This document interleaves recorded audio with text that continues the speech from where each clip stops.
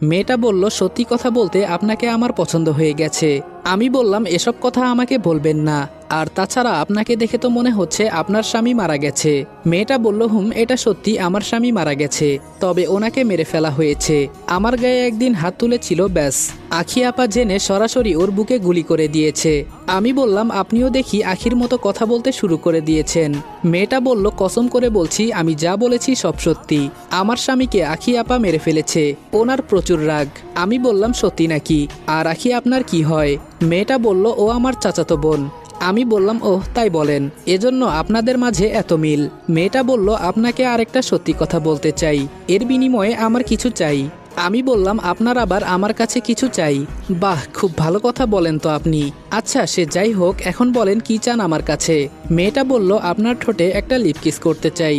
আমি বললাম, বুঝেছি, স্বামী মারা গেছে তো এজন্য মাথা খারাপ হয়ে গেছে, অন্য কোথাও যান, এসব আমার দ্বারা হবে না। মেয়েটা বলল, আপনাকে কালকে মেরে ফেলা হবে। আমি বললাম, কি? মেয়েটা বলল, এজন্যই তো বলছি আমার শর্ত পূরণ করেন, তাহলে আমি আপনাকে সব বলবো। আমি বললাম, না না, এটা কখনো সম্ভব না, আমি এটা করতে পারবো না। আপনি এক কাজ করেন, আরেকটা বিয়ে করে নেন। মেয়েটা বলল, সেসব পরে, এখন আমি যা বলেছি তাই যদি হয় তাহলে আমি আপনাকে সব বলতে রাজি আছি। আমি বললাম, অন্য কিছু বলেন, তাহলে আমি চিন্তা করে দেখব। মেয়েটা বলল, রুম ডেট করেন আমার সাথে। আমি বললাম, সরি বোন, আপনার সাথে আমি কথা বলতে রাজি না, এই বলে হাঁটতে লাগলাম। মেয়েটা বলল, আচ্ছা কিছুই দিতে হবে না। আরে শোনেন। আমি বললাম, বলো। মেয়েটা বলল, ট্রেনে যে মেয়েটা আপনাকে মারতে চেয়েছিল সেই মেয়ের বেস্ট ফ্রেন্ড আখি আপা। মেয়েটার কথা শুনে আমার শরীর এখন কাঁপতে লাগলো। মেয়েটা বলল, আর কালকে আমাদের গ্রামে একটা অনুষ্ঠান হবে, আর সেখানে সবার সামনে আপনাকে মারবে, আর এখানকার লিডার হলো রাসেল বস, ওনার কথা দ্বারাই পুরো গ্রামটা চলে, আর ওর বাবাকে আপনার দাদা খুন করেছে। আমি বললাম, না না, আর এই গ্রামে থাকা যাবে না, আমার আম্মু এখানে আমাকে মারতে পাঠিয়েছে। কি আর বলবো, বলার মতো কোনো ভাষাই খুঁজে পাচ্ছি না। আর এই গ্রামের মানুষ আজও যে খুন খারাপি করে দেখলে যেন বিশ্বাসই হয় না। মেয়েটা বলল, এখান থেকে আপনি আর চাইলেও বেঁচে ফিরতে পারবেন না, কারণ সবসময় আপনার পেছনে নজর রাখা হয়। আমি বললাম, কি?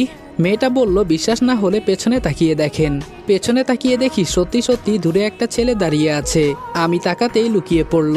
আমি আকাশের দিকে তাকিয়ে বললাম, আমার মা সত্যি কথা বলতো, ভালো মানুষের দাম নেই, এখন এটা হারে হারে বুঝতে পারছি। মেয়েটা বলল, তবে আপনি হয়তো কালকের পর থেকে এই পৃথিবীর মুখ দেখতে পারবেন না, কোনোভাবেই বাঁচতে পারবেন না, কারণ পুরো গ্রামটা আপনার পেছনে পড়ে আছে, আর সবাই রাসেলকে এই গ্রামের দেবতা মনে করে, তাই ও যা বলে সবাই তাই করে। আমি মনে মনে চিন্তা করছি, আমার মা হয়তো এই বিষয়টা জানতো না, ওরা যে সবাই এক নৌকার মাঝি, যদি আম্মু জানতো তাহলে আমাকে আর এখানে পাঠাতো না। আচ্ছা আমি কি কিছু করতে পারি? হয়তো এসব